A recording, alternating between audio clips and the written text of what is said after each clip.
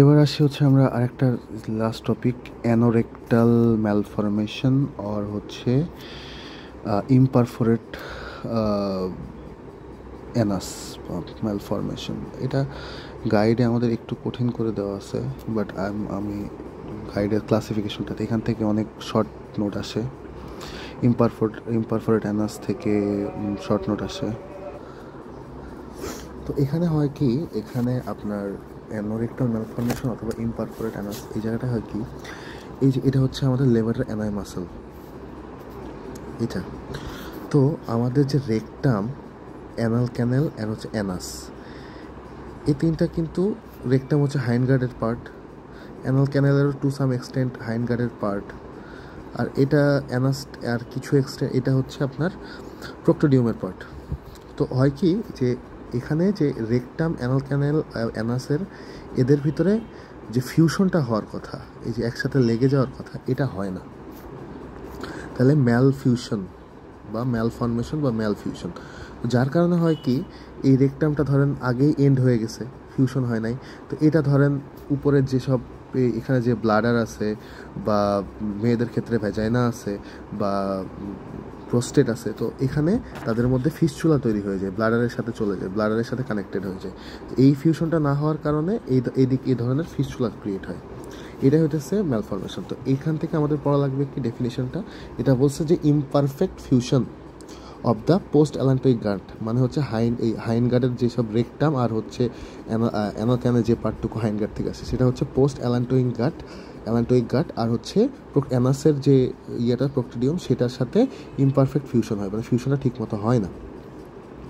তো যার কারণে এখান থেকে এটার ক্লাসিফিকেশন আছে। একটা হলো হাইট, আমাদের গাইডে অনেক কিছু আছে, বাট আমি এখানে পড়তেছি হচ্ছে high type, high variety, intermediate variety and হচ্ছে লো ভ্যারাইটি। হাই ভ্যারাইটিতে কী হয়, এই যে রেকটাম এন্ডস, এই রেকটামটা এই লেভারটার অ্যানায়ের উপরেই আগেই এন্ড হয়ে যায়, ঠিক আছে, সেটা হচ্ছে হাই ভ্যারাইটি। আর ইন্টারমিডিয়েট হচ্ছে এই লেভেলটাতে এন্ড হয়, রেকটাম এন্ডস হয় এই লেভেলে। আর লো ভ্যারাইটি হচ্ছে আর একটু ভিতরে যে বা একটু নিচে যে এন্ড হয়। সো এটা হচ্ছে তিন প্রকার, high variety, low variety and intermediate variety, ঠিক আছে।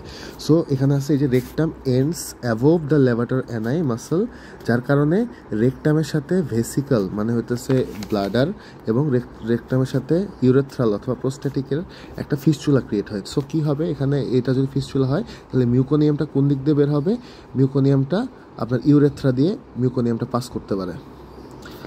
আবার যদি ইন্টারমিডিয়েট টাইপ হয়, এখানে হবে কি urethral fistula, recto urethral fistula. Low type হইলে কি হবে, levator ani perineal fistula. So এই ধরনের কমপ্লিকেশনটা আসতে পারে। সো এখানে ক্লিনিক্যাল ফিচার আমরা কি পাবো, তাহলে ক্লাসিফিকেশন তিনটা, একটা হাই টাইপ, লো টাইপ, ইন্টারমিডিয়েট টাইপ। হাই টাইপে হইতেছে লেভারের অ্যানাই মাসলের উপরে থাকে, ইন্টারমিডিয়েটের লেভেলে থাকে, আর লো টাইপে হচ্ছে লেভারের অ্যানায়ের নিচে চলে যায়। যার কারণে উপরে থাকলে উপরে যেসব স্ট্রাকচার আছে সেগুলোর সাথে ফিস্চুলা করে ফেলে। ফিস্চুলা মানে হচ্ছে কমিউনিকেশন করে, মানে এখানে যে ব্লাডার আছে, ব্লাডারের সাথে এই ব্লাডারটা আছে এখানে, এই ব্লাডারের সাথে এই রেকটামটা কমিউনিকেশন করে, যার কারণে পিশাবের সাথে মিউকোনিয়াম বের হয়। এটা হইতেছে কথা। তো আরেকটা হচ্ছে ইমপারফরেন্ট অ্যানাস, মানে হচ্ছে যে বাচ্চার যে অ্যানাসটা, ওই অ্যানাসটা মানে বন্ধ, অ্যানাস পার্টটা বন্ধ। সো এই ক্ষেত্রে কি হইতে পারে, তাহলে এটার এন্ড রেজাল্ট কি, এটার এন্ড রেজাল্ট হইতে পারে যে অ্যানাসের যে ইয়েটা আছে এটা একদম বন্ধ হইতে পারে, কোনো ওপেনিং থাকতে পারে না অ্যানাসে। তারপরে হইতে পারে একটা একটোপিক অ্যানাস তৈরি হইতে পারে, অর্থাৎ অ্যানাসের জায়গার বাদে অন্য একটা জায়গায় একটা ফুটা থাকতে পারে অ্যানাসের আশেপাশে। আর একটা হইতে পারে অ্যানাল যে ডাইলেটেশন, মানে অ্যানাল ক্যানালের যে ওয়াইড, এটা ছোট হইতে পারে, ঠিক আছে, স্টেনোসিস। তো যার কারণে আমাদের ট্রিটমেন্টটা খুব জরুরি। তো এখানে ক্লিনিক্যাল ফিচার কী হবে, ওই আমি একবার বলছিলাম না, হার্শপাং ডিজিজে হচ্ছে মিউকোনিয়াম প্যাসেজ হয় না, এখানেও আপনার হচ্ছে fail to pass meconium within 24 to 48 hours অথবা 72 আওয়ার্স, যার কারণে অ্যাবডোমিনাল ডিস্টেনশন হয়ে যাবে। ইন্সপেকশন আপনি পাইতে পারেন যে অ্যানাল ওপেনিং অ্যাবসেন্স থাকতে পারে, অথবা হইতেছে ইকটোপিক অ্যানাল ওপেনিং থাকতে পারে, পিসাবের সাথে মিউকোনিয়াম আসতে পারে, ভ্যাজাইনা দিয়ে মিউকোনিয়াম আসতে পারে। সো এগুলো হইতেছে ক্লিনিক্যাল ফিচার। তো ইনভেস্টিগেশন আমরা কি করি? ইনভেস্টিগেশন এখানে একটা করি ইনভার্টোগ্রাম। ইনভার্টোগ্রাম নিয়ে একটু পরে আমি আবার বলবো, ইনভার্টোগ্রাম শর্ট নোটে অনেকবার আসছে। তো ইনভার্টোগ্রামটা আমরা করি কখন? জন্মানোর 6 থেকে 12 ঘন্টা পর। কেন 6 থেকে 12 ঘন্টা পর কেন করি? কারণ এই গ্যাসটা, পেটের যে গ্যাসটা, সেটা যেন রেকটামে যায়। রেকটামে যদি যায় তাহলে আমরা এক্স রে করে বুঝতে পারবো। ইনভার্টোগ্রাম একটা হচ্ছে এক্স রে, ঠিক আছে? ইনভার্টোগ্রাম হচ্ছে একটা এক্স রে। তো আমরা ওটা একটু পরে পড়বো। আর করতে পারি কি, আল্ট্রাসাউন্ড করতে পারি, আর হচ্ছে এক্স রে করতে পারি, নর্মাল এক্স রে করতে পারি, প্লেন এক্স রে করতে পারি একটা, ঠিক আছে? এটা হলো সাইন সিমটমস গেল। ম্যানেজমেন্ট এখানে হইতেছে আমাদের সার্জিক্যাল ম্যানেজমেন্ট আছে। এই সার্জিক্যাল ম্যানেজমেন্টে আমরা লোতে একটা ম্যানেজমেন্ট করি, হাইতে একটা ম্যানেজমেন্ট করি। লোতে আমরা করি কি, আগে হচ্ছে আমরা ইনিশিয়াল ম্যানেজমেন্ট, বাচ্চাটাকে এনপিও রাখবো, আইভি ফ্লুইড দিব, তারপরে হচ্ছে ব্রড স্পেকট্রাম অ্যান্টিবায়োটিক দিব, ঠিক আছে? তারপরে হচ্ছে ডেফিনেটিভ সার্জিক্যাল ট্রিটমেন্টটা কী করি আমরা, depends on type of lesion. Low টাইপে আমরা কী করি? লো টাইপে আমরা করি হচ্ছে প্রাইমারি পোস্টেরিয়র স্যাজাইটাল অ্যানোরেক্টোপ্লাস্টি। আর হাই টাইপে আমরা স্টেজ রিপেয়ারমেন্ট করি। এখানে মেনলি কথা হচ্ছে লো ফিস্টুলাতে আমরা প্রথমে করি হচ্ছে কি, যদি ইমপারফরেট থাকে, যদি বাচ্চাটার অ্যানাস নাই থাকে, মানে অ্যানাসের এই জায়গাটা বন্ধ থাকে, তাহলে আমরা সেখানে কী করি? অ্যানোপ্লাস্টি করি। মানে হচ্ছে অ্যানাসটা খুলে দিই, অ্যানাসটা ওপেন করে আমরা কি করি? অ্যানাল ডাইলেটেশন করি। অ্যানোপ্লাস্টি ফলোড বাই অ্যানাল ডাইলেটেশন,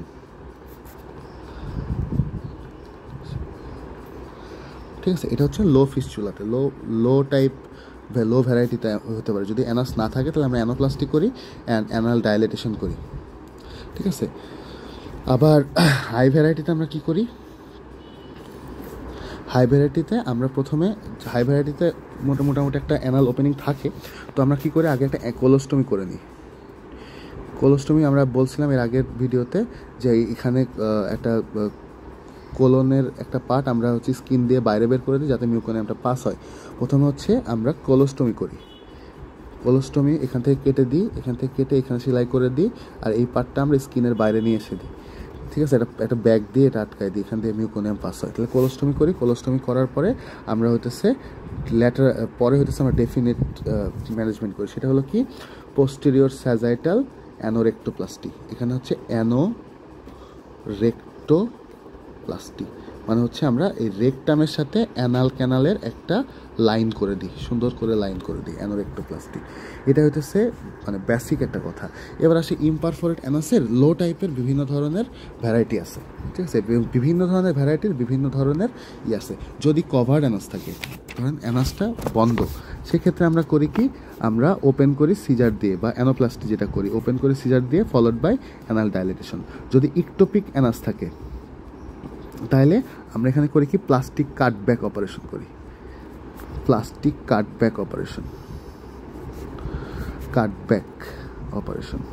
তারপরে যদি স্টেনোস থাকে, যদি চিকন থাকে, তাহলে আমরা সেখানে কি করি? অ্যানাল ডাইলেটেশন করি। আর যদি মেমব্রেনাস থাকে, যদি কোনো মেমব্রেন দিয়ে আটকানো থাকে, সেক্ষেত্রে আমরা মেমব্রেনটা কেটে দিই। তাহলে লো টাইপে আমরা মেনলি করি কি, অ্যানোপ্লাস্টির ভিতরে আমরা হইতেছে ওখানে ফুটা করে দিই যদি বন্ধ থাকে, তারপরে অ্যানাল ডাইলেটেশন করে দিই, ঠিক আছে? এবং যদি মেমব্রেন থাকে তাহলে সেক্ষেত্রে আমরা মেমব্রেনটা করে দিই। হাই টাইপে আমরা করি কি, প্রথমে একটা কোলোস্টমি করি। কোলোস্টমিতে আমরা কি করি? কোলোস্টমিতে আমরা সাধারণত একটা কোলনের পার্ট আমরা স্কিনের বাইরে বের করে দিই, কেটে স্কিনের বাইরে বের করে দিই। তারপরে আমরা ডেফিনেট হিসেবে করি কি, অ্যানোরেক্টোপ্লাস্টি। অ্যানাল এবং রেকটামের যে লাইনটা আছে সেটাকে আমরা ঠিক করে দিই, অ্যানোরেক্টোপ্লাস্টি। এটা হচ্ছে পোস্টেরিয়র স্যাজাইটাল অ্যানোরেক্টোপ্লাস্টি। এটা হলো আমার ডেফিনেটিভ মেজারমেন্ট। তাহলে আমি যদি আবার বলি, তাহলে এটা কি, এটা হইতেছে একটা কনজেনিটাল ম্যালফরমেশন, যেখানে হইতেছে রেকটাম, অ্যানাল ক্যানেল এবং অ্যানাসের ভিতরে এক ফিউজটা ইমপারফেক্ট হয়, ফিউজটা হয় না, বা ফিউজ ইমপারফেক্ট হয়, যার কারণে কি হয়, অ্যানাস ওপেনিংটা ক্লোজ থাকতে পারে, অ্যানাস স্ট্রিকচার হইতে পারে, এবং একটা একটোপিক অ্যানাস হইতে পারে, রং প্লেসে একটা ফুটা হতে পারে। সো যদি এটা টাইপ হচ্ছে কি 3 প্রকার, একটা হাই টাইপ, যদি পেরিয়ানামের উপরে হয়, পেরিনিয়াল মাসল লেভাটার অ্যানাই মাসলের যদি উপরে হয় তাহলে সেটা বলে হাই টাইপ। সো এখানে হলে কি হয়, রেকটাম এন্ডটা যে কোনো আশেপাশে স্ট্রাকচারের সাথে ফিস্চুলা ক্রিয়েট করতে পারে, যার কারণে আমরা ইউরিন দিয়ে মিউকোনিয়াম পাইতে পারি, ভ্যাজাইনা দিয়ে মিউকোনিয়াম পাইতে পারি। ঠিক আছে, তো লো টাইপ, তারপরে ইন্টারমিডিয়েট টাইপ এবং লো টাইপ। লো টাইপে কী হয়, লেভাটার অ্যানায় নিচে চলে যায়, এবং লো টাইপে আমরা সাধারণত পেরিয়ানাল ফিস্চুলা পাই, লেভাটার অ্যানায় পেরিয়ানাল ফিস্চুলা পাই। তো লো টাইপের ভিতরে ওই যে অ্যানাল ইয়েটা হতে পারে। তারপরে হচ্ছে ক্লিনিক্যাল ফিচার আমরা পাইতে পারি ওই যে মিউকোনিয়াম পাস করে না, অ্যাবডোমিনাল ডিস্টেনশন হয়ে যায়, অ্যাবসেন্স অফ অ্যানাল ওপেনিং, হ্যাঁ, মিউকোনিয়াম ইন ইউরিন, মিউকোনিয়াম ইন ভ্যাজাইনা। তো ফিজিক্যাল এক্সামিনেশন করার পরে আমরা হইতেছে এখানে ইনভার্টোগ্রাম করি। এবার আছে ইনভার্টোগ্রাম একটা হচ্ছে এক্স-রে। ইনভার্টোগ্রাম এটা একটা এক্স-রে। এখানে কি হয়, বাচ্চাটাকে উল্টা লটকানো হয়, মাথাটা নিচে থাকে, পা দুইটা উপরে থাকে, এভাবে উল্টা লটকায় ধরে আমরা ল্যাটারালি একটা এক্স-রে করি।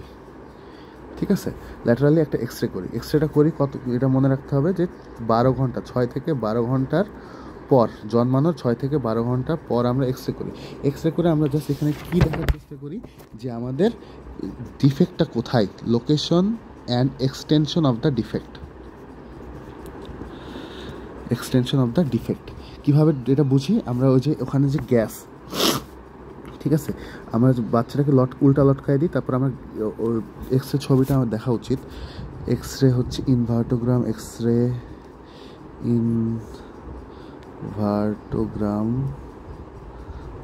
এই যে এটা একটা এক্স-রে ইমেজ।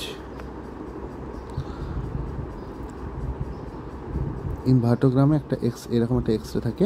তো এখানে আমরা কী করি, বাচ্চার অ্যানাসের ওখানে একটা অ্যানাস ওপেনিংয়ে বা অ্যানাল ডিম্পল একটা মার্কার দিয়ে আমরা হচ্ছে একটা মেটাল কয়েন লাগাই দিই। এটা হচ্ছে সেই মেটাল কয়েন। এই মেটাল কয়েন আমরা লাগায়ে আমরা বাচ্চাটাকে উল্টা লটকায় ল্যাটারাল সাইড থেকে আমরা একটা এক্স-রে নিই। ঠিক আছে, তো ইন্টারপ্রিটেশনটা কি, যদি মনে করেন যে এই যে এখানে আমরা গ্যাসটা দেখতে পাই, যে গ্যাসটা কত দূর পর্যন্ত আছে, আর এইখানে একটা লাইন আঁকাই আমরা, এই যে কী বলে এটাকে, কক্সিস আর হচ্ছে পিউবো কক্সিয়াল লাইন একটা বানাই।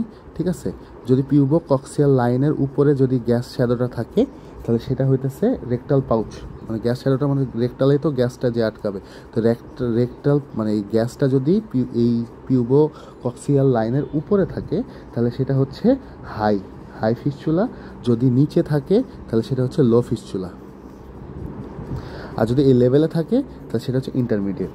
তাহলে রেকটাল পাউচ যদি স্টেফেন লাইনের উপরে থাকে অথবা প্রক্সিমালি থাকে তাহলে সেটা হচ্ছে আপনার হাই ফিস্চুলা। যদি নিচে থাকে রেকটাল পাউচ অথবা গ্যাসটা, যদি এখানে গ্যাসটা নিচে পাওয়া যায় তাহলে লোড ভ্যারাইটি, আর এটা হইতেছে আমার যদি এই লাইনের বরাবর থাকে তাহলে সেটা হচ্ছে ইন্টারমিডিয়েট। আশা করি শেষ।